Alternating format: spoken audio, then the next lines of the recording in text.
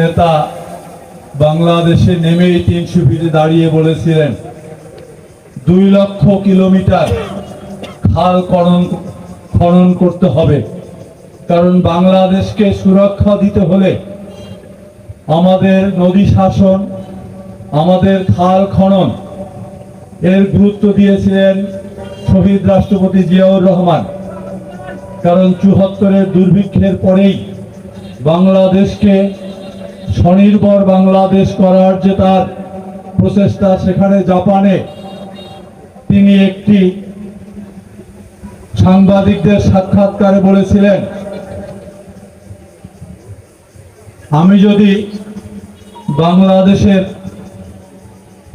খাল খনন করে পানি দিয়ে আধুনিক চাষাবাদ করতে পারি, তাহলে বাংলাদেশে যে কৃষি এখন উৎপাদন হচ্ছে তার 3 গুণ করা যাবে। কিন্তু আমার বর্তমান টার্গেট দ্বিগুণ, কারণ দুর্ভিক্ষ কবলিত বাংলাদেশকে যাতে আর বিশ্বের কাছে দুর্ভিক্ষ কবলিত বাংলাদেশ হিসেবে দাঁড়াতে না হয়, তাই তার উত্তরাধিকার বাংলাদেশে এসেই বর্তমান প্রধানমন্ত্রী এই খাল খননের উপরে গুরুত্ব দিয়েছেন। এদেশের মানুষের কথা যেভাবে ভেবেছেন, ঠিক তার পরিকল্পনা ছিল বলেই এত দ্রুত সেগুলা বাস্তবায়নে তিনি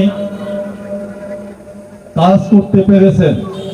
খাল খননের পাশে যে মাটি স্তূপ আমাদের 2 পাশে আসবে, সেই মাটিতেই আগামী কয়েকদিনের মধ্যেই বৃক্ষরোপণের সময় আসবে, আমাদের বৃক্ষরোপণ করতে হবে।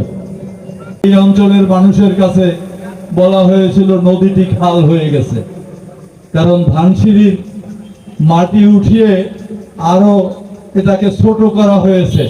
তবে আমরা যেন এই যে 36 ফিট এবং 10 ফিট মাঝখানে 6 মিটার, এই গভীরতা 6.5 মিটার, এই গভীরতা পানির নিচে হলেও কিন্তু মাপা যায়।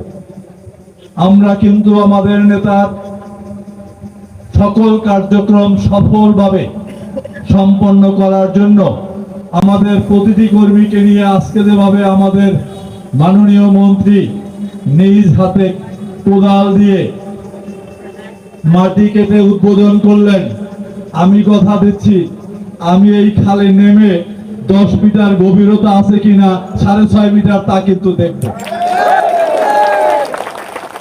এইখানে ফাঁকি দেওয়ার কোনো জায়গা নাই। আমরা আমাদের কাজগুলো সঠিকভাবে চাই।